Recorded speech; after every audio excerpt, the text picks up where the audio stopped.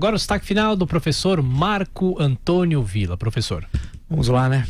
Bem, Bolsonaro versus Maia, 2 pontos, trégua ou paz?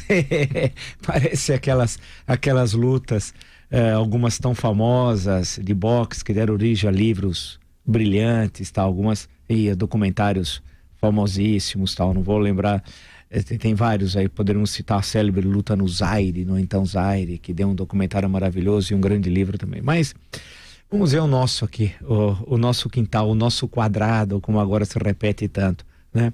Será que agora houve uma trégua? Ou seja, o que é uma trégua? Uma suspensão momentânea de hostilidades. Ou nós temos uma paz, ou seja, um acordo permanente de relação diplomática adequada entre dois poderes com base em princípios republicanos? É a pergunta. Ou teria até uma terceira alternativa, lembrando em 1919, o tratado anterior ao Tratado de Brest-Litovsk, nem paz nem guerra, quer dizer que não era nem uma trégua nem uma paz, tal, e deu um resultado péssimo isso, porque a Alemanha acabou ficando com grande parte da então Rússia soviética. A questão que se coloca é que o país precisa de paz, mas uma paz construída e com princípios políticos, né, com debate republicano.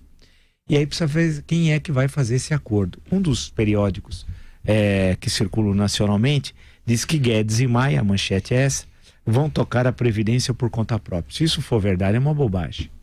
Quem tocar a Previdência é o presidente da República, né? Agora, ele tem de ter interlocutores políticos, primeiro dentro do Palácio do Planalto e depois com o Congresso Nacional. O que chama a atenção, não sei se vocês já observaram, é a omissão do ministro Onyx Lorenzoni.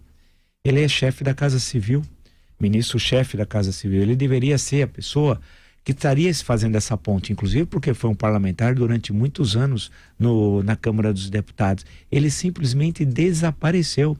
Eu não sei qual é a sua função hoje no Palácio do Planalto. Não cabe ao ministro da Economia fazer isso. Em hipótese nenhuma. Primeiro, porque ele é o pai da reforma, o pai técnico da reforma, né? Deveria ser ouvido nas negociações e não estar em primeiro plano. Segundo, que ele não sabe fazer política. E nós veremos isso na próxima quarta-feira, em que ele vai encontrar uma sessão na Câmara dos Deputados muito difícil, na CCJ, e ele vai enfrentar um bombardeio dos oposicionistas à reforma da Previdência. Ele não tem experiência política, não tem tato. Ele é um técnico, capaz, mas técnico. Não conhece como é que se dialoga, como é que se constrói maiorias e, mais ainda, uma maioria constitucional exigida pela reforma da Previdência, que é de 3/5, no mínimo 308 deputados e no mínimo 49 senadores, com 2 votações em cada casa. Portanto, é uma questão muito complexa. A questão que se coloca é se o presidente está realmente propenso a abandonar a linguagem bélica que ele usa, de conflito. O presidente não entendeu ainda o seu posto. Ele é presidente de todos os brasileiros, da República Federativa do Brasil. A linguagem bélica você pode usar na campanha eleitoral, não no exercício da presidência. Pois no exercício da presidência, você tem de convencer. E fazer política não é uma nódoa. A política é a essência da democracia. Não há democracia sem política. E democracia se faz no diálogo, no debate, inclusive com os adversários. Isso que é central. E se faz na vida real, não no Twitter. Hoje muita gente fala isso. Fico satisfeito, porque sempre disse isso, né? Que a vida real se sobrepõe ao Twitter, né? Basta você acompanhar, tem uma série de coisas no Twitter, você percebe que é falso. O sujeito tem 3.000 likes numa tweetada e 4 comentários, né? Isso aí não é verdade, isso aí é robô agindo, né? Então tem de ir para o Brasil real.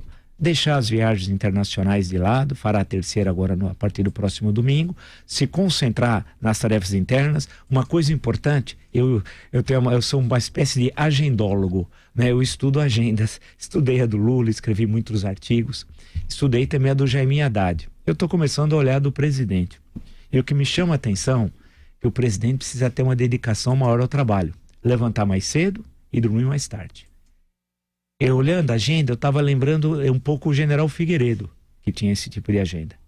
Não, tem de ser diferente. Levantar 5 da manhã, né? Começar a trabalhar desde cedo, ler todos os projetos, ter reuniões setoriais de ministério, viajar pelo país, entusiasmar o Brasil, ser uma espécie de Juscelino Kubitschek, né? Entusiasmar. O Brasil precisa de entusiasmo, levantar o astral. E ampliando o vocabulário, né? Tendo um briefing, tendo uma boa assessoria, né? Aí sim, aí nós podemos dizer que estamos num ambiente de paz, né? Que possibilitará a aprovação da reforma. Porque nesse ambiente, que a gente não sabe se é trégua ou paz, o Brasil vai entrar numa situação política muito complexa, porque a política é que determina a economia e com reflexos terríveis na economia. Veja o que nós passamos nessas 2 últimas semanas. Teve um churrasco há 2 semanas atrás, vocês lembram, no sábado, que foi o presidente da Câmara, o presidente do Senado, o presidente do STF, iria o presidente da República. Eu não entendi, ao invés de ir o presidente da República, ele foi com 15 ministros. Era uma reunião de 4 pessoas. Ele foi com mais 15. Inclusive a Damares. Imagina um churrasco com a Damares. Deus do céu, ninguém merece. Então ele precisa entender um pouco o código, a linguagem que há em Brasília. Ainda é tempo. Ainda é tempo de salvar o que é mais importante do seu quadrênio presidencial, a reforma da Previdência.